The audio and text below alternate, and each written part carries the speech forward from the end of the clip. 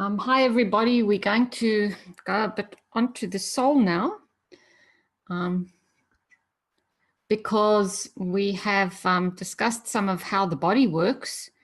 And so because of the whole understanding of plasma fields and how they work, we have to also understand that the soul is a plasma field too, and how we can understand ourselves and what we are.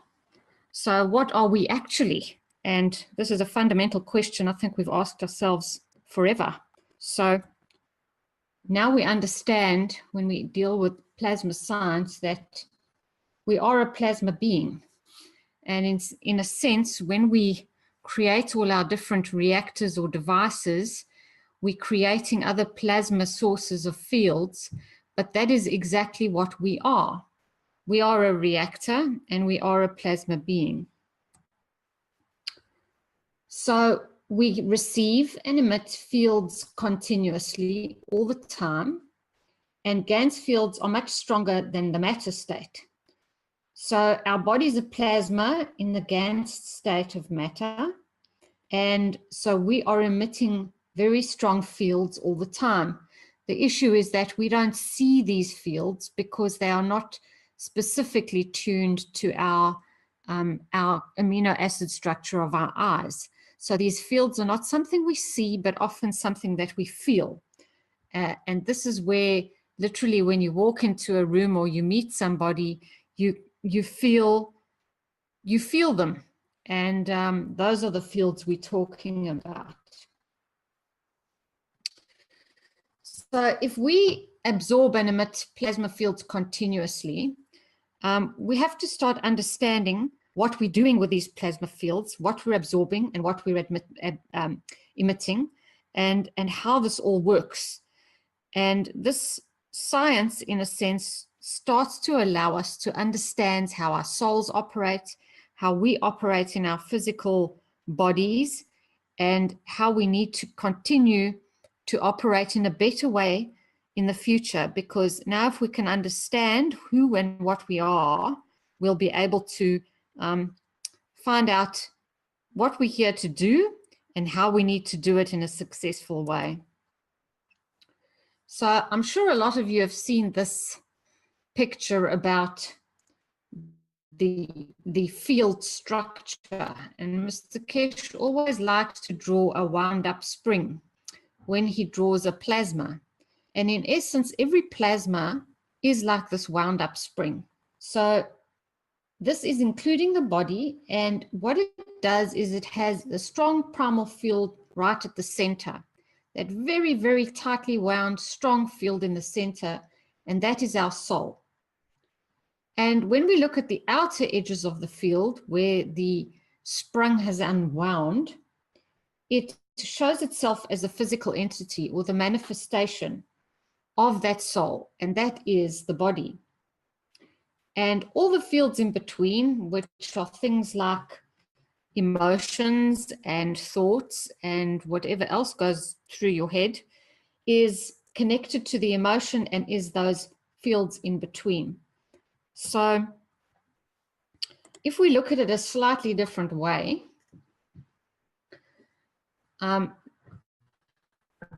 you can unpack this spring by looking at the tightly wound center, which is the principal field, which is our soul. And the physical body is the outside edge and the matter state, which we've manifested. And there is a transition matter in between, which that transition matter are things like our emotions, our memories, and our thoughts. And when we look at that transition matter, that is what often will make up the reason why certain of our body becomes diseased or how we react to life in general. But the physical body really is just a manifestation of the soul on this planet. So it is really quite, it is completely due to the conditions on this planet as to how we manifest ourselves.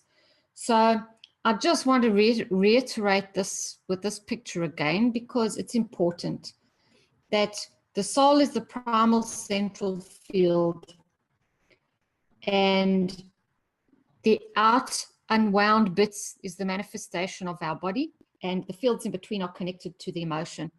But on this chart, you'll see that right at the end, there's matter there. Our bodies are not matter. Our bodies are ganses. And ganses are much more energetic and loose and are a much stronger type of a field than matter itself, like a table or a chair. So we have to ask ourselves the biggest question of all: where is our soul? And Mr. Kish has explained this to us, and we're now going to be able to literally find it and plot it and see the fields of it. So the soul sits in the center of the brain, and it is a non-physical principal field. And when we look at our brain, the emotions are always manifested in the center inner layers of the brain, and the physical attributes of how the body works and how everything is connected is always on the outer layers of the brain. So this shows you that wound up spring that we had a look at works exactly with the same principle. So now we start understanding that everything is connected and our soul is the principle. And if you can see here on this X-ray, we'll see on both the horizontal and vertical axes, you can see that tiny little gap right in the center, because our souls are not physical. Our souls are a very strong field, which is not in a physical dimension. And so there is the little gap that houses our soul. And our emotion is our filter between our soul and our physical body. So our soul is right at the center and is the source. Our physical body is on the outside, but we have to get through all the emotions, which is the filter. And each of these emotions have different magra field strengths, like love, anger, sadness, fear. All of these things have different field strengths, but even so far as they have different field strength for you or for me. Maybe my feelings of love are different to your feelings of love. Maybe anger is different for me because I don't get cross when you do something, but somebody else might. So even these concepts are really down to how you perceive the universe and the way you see the world and how you interact in it, because you are the creator. Your soul is the creator of the perception of how you deal with reality on this physical planet that we live on. And so every single emotion is really only what you perceive it to be. So this is quite important, because we create our own filters in our emotion, which are some of the negative ones, which block off things and manage to create diseases. Whereas the soul only wants to give off the love. The soul is beautiful and perfect, and that's what it wants to give. And that's what it is designed to do. So the soul creates a physical body in this environment of Earth. And the environment creates the physical body due to the conditions of the planet. This is the same as our Gans box, where the interaction of the field between the plates in a saltwater condition creates the type of Gans we want. So the creative field, which is our soul, creates a human being. Genetics gives us a very basic blueprint of how we manifest, but the subtle something which is uniquely us is created by the soul. That extra long toe, the one eyebrow higher than the other, that slight dimple when we smile, is the soul expressing itself in its beauty. And so each living entity is like a 3D version of a round magnet. I hope you guys remember the round magnets from what we were busy with last time when we showed our introduction. And we all give and receive fields continuously. And we impact everything around us even when we don't realize it. So every single person that comes close to you, moves away from you, every being, every animal, every creature, we are giving and receiving fields to each and every one of us constantly. And so we have to start understanding, what are we doing to all the beings around us? And we need to become aware of our impact on others and what fields we're giving and receiving. And this is the whole essence of plasma with the soul, is to try and understand how we need to give, how we receive. And this is the first step on the road to giving ourselves and others the freedom to find the position which suits them best, because we can understand our soul, how it gives and it receives, and we'll be able to bring humanity to the next stage of enlightenment. And not through sentimentality, as Mr. Kesh says, or belief, but through the evolution of science, because we can look at this objectively and understand how our souls work. And from that position of knowing and understanding, we can start giving the love to all around us without the fear, because the fear is always what's held us down, because we didn't understand and we didn't know. But now, if we understand the fields and how they work, we'll be able to give unconditionally, because we're all made from the fields. We created and connected to the Creator, and therefore we are the Creator. We're all one and nothing is separate. And that's what we're going to understand about plasma science and the science of the soul. So are there any questions?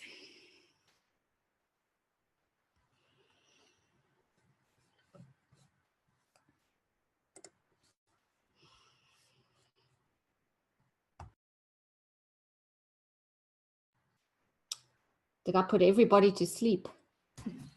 Just waiting for people to speak up, that's all.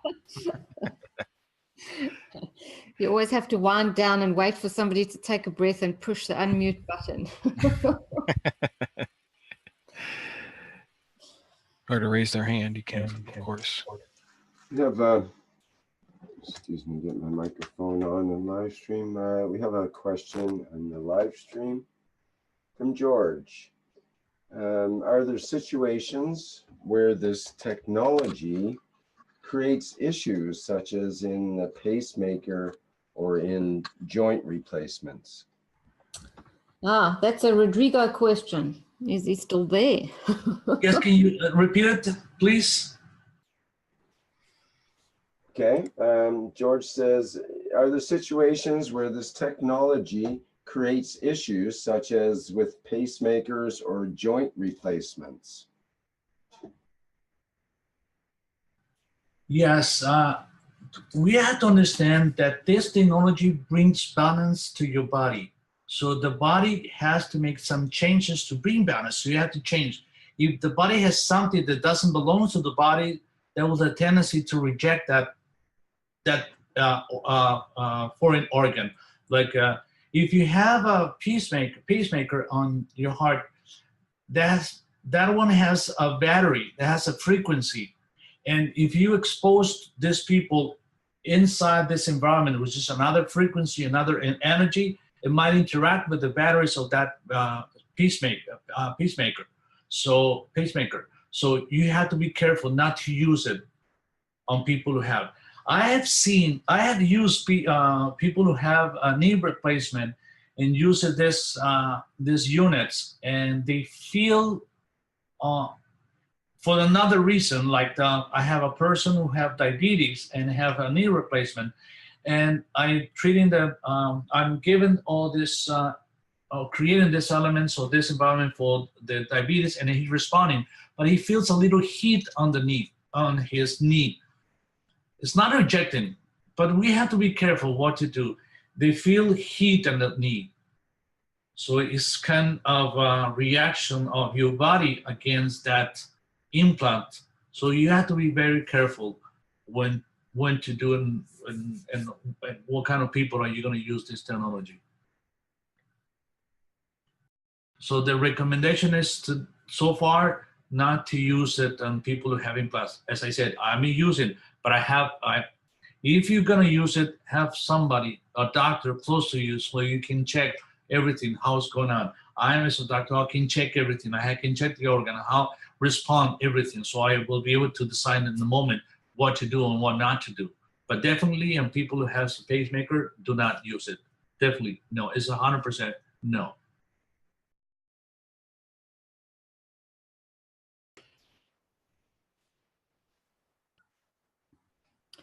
Any other questions about soul?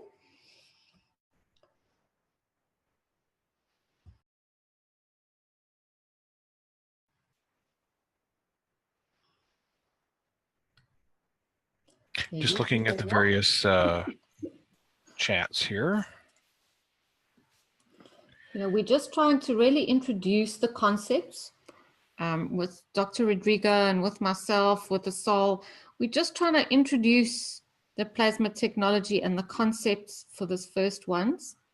So I know there's not a lot of nitty-gritty questions that we can ask right now, but it's just to try and introduce people to what we're going to be carrying on with later.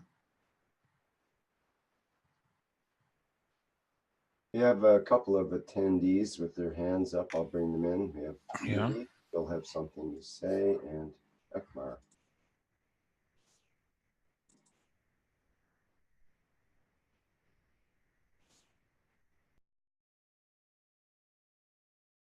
Hello, this is Ekmar from Germany. This is a soul question. On your foil where you showed us the soul and the emotions and the body, the soul was in the center.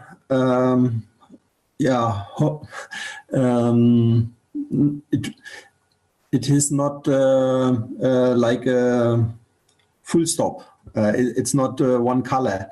So my question is, does the soul have a center? Because we have learned that everything is the same and very small and very big and everything. So my question is, when I saw your picture, does the soul have a center or not?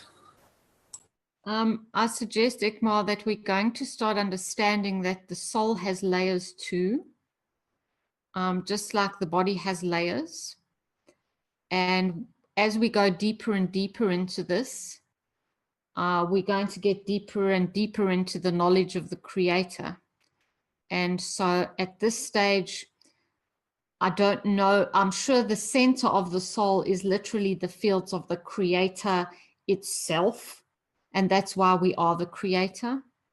You know, and there's layers as we're going out towards the outside, just like there's layers towards the physical. But that's just my knowledge at the moment, and my feeling is how we're going to progress with this, but I don't know particularly just yet.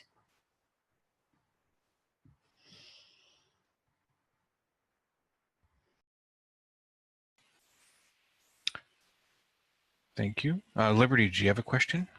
Yes, thank you. Hi, Lisa. Thank you so much for the great presentation. You mentioned something that I think is so important for us to look at. You say the soul only wants to give out love. And so therefore it's our own filters, our life experiences and how we've reacted to them that prevent us at moments to be emitting love. Is that correct? That's how I see it. And because it's a filter, it's not only what comes in, but what goes out. So we're filtering, we weakening the fields coming in and going out by creating blockages with these different negative emotions. That's perfect. Thank you. Thank you. Here's a couple questions here in Facebook from Elper. Actually, quite a few questions. I'll start with the first few that are kind of similar. What is the soul? What does it contain? And is the soul you? Yes, we are the soul. The soul manifesting ourselves as a physical body, and the soul is fields because it's not physical itself. it's just really strong really strong principal fields that create us.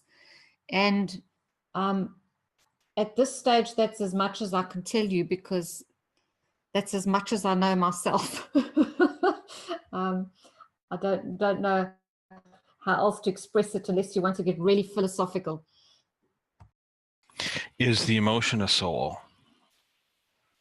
No, the emotion is a field, and it's the fields that we put out or take in, and the creator, what's coming from the soul is the positive, the giving, the loving. But because things happen to us when we're in our physical reality, and we become, you know, it's our history, as Dr. Rodrigo said to us today in one of our meetings.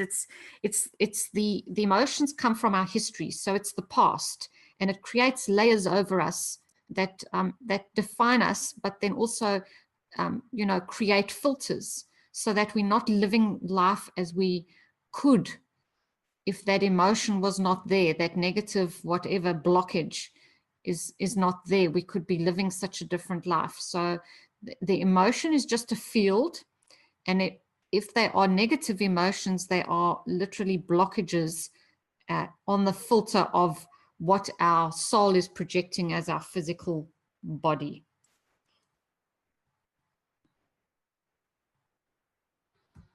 I can ask something. It's Rui from Portugal, for be clear for everyone about soul. Hi, Roy. Hi. Can we say that the soul, it's the intent of, is the creator, it's the intent of the creation, and use the emotion to manifest the physicality? I'm sure you could, yes. I think so. Thank you. I have a few more questions here from Elper.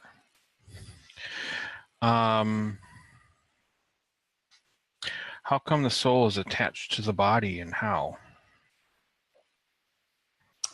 Well, it manifested the body.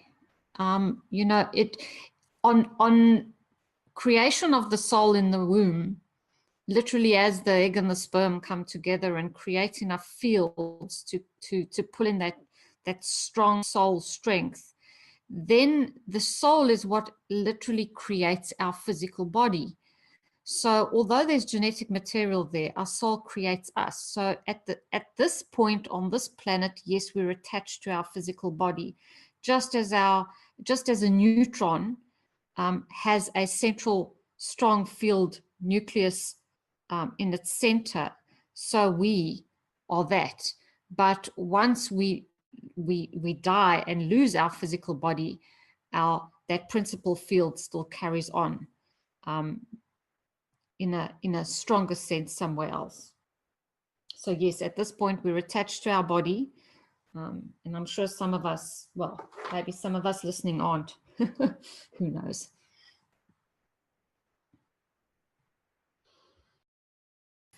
Okay, continues to ask some more questions here. How come my soul is not telling me to stop doing what is maybe wrong? What is the true language between the soul so that you can get at what they're saying? And how do we know what the soul wants and what it's telling us? What is the bridge or the language? The soul speaks very quietly, and we all know what it says. It's just often we choose not to listen to it because everything else from the physical comes in really loud and tries to drown it out. But that little intuitive voice that tells you the difference between right and wrong, the difference between, oh, now I'm shouting at my child today, but actually I shouldn't be doing that because I'm being really nasty. That's your soul talking. You know, some people call it conscience. Some, you know, many people have different words for it, but it's your soul talking. It's just often we don't choose to listen. And also, again, a product of where we come from, how we brought up, and our history. Puts those layers, those emotional layers in place so that we often don't listen.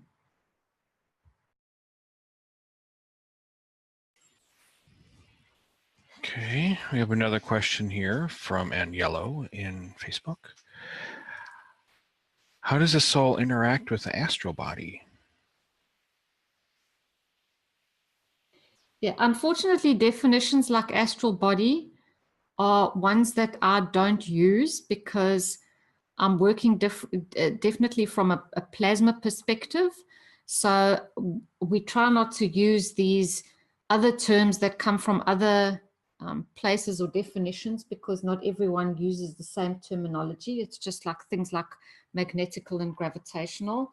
So I'm going to rather leave that one alone, because I think we can all misinterpret or discover what, you know, different ways of interpreting something like that.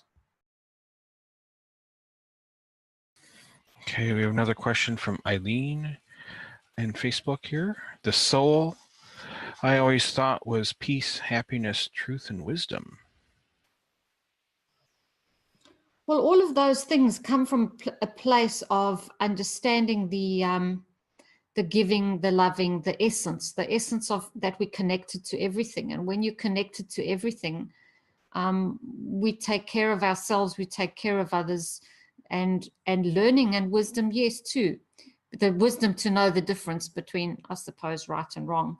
So all of these things, yes, are positive traits, and that's all of those things are our soul.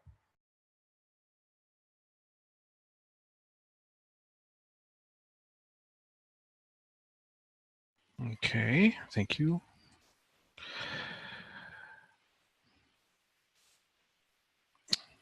Alper again asks, is intuition the leader? Can we at least say that? Is intuition a leader? Yeah. Well, it should be. Not a very loud one, but it should be. You know, it's how we listen to it that counts.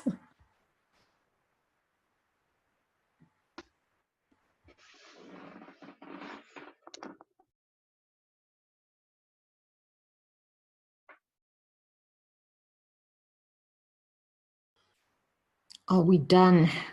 Poor old Jim is waiting patiently. I know. I have one last question here. It was in Dutch. I had to translate it. Could the soul not be a could the soul not be a transporter that connects us all? It is. I don't know about transporter, but it definitely connects us all. It's as the quantum physicists say, you know, everything in quantum is connected. You know, if it just touches, it's always connected. But if we always were part of source, then everything is connected to everything else. And so we're all part of each other. And literally, that's why we have to love each other and look after each other, because, you know, anything you do, you're doing to yourself. It's sort of self-explanatory when you get down to that level. Hi, Lisa. I have a question.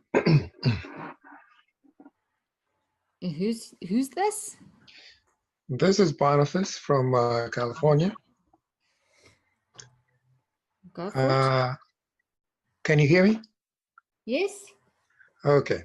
Thanks for your presentation. And I suspect my question probably has to do with a later discussion. I don't know. That's why I'm asking. But the subject of elevation of the soul didn't come up.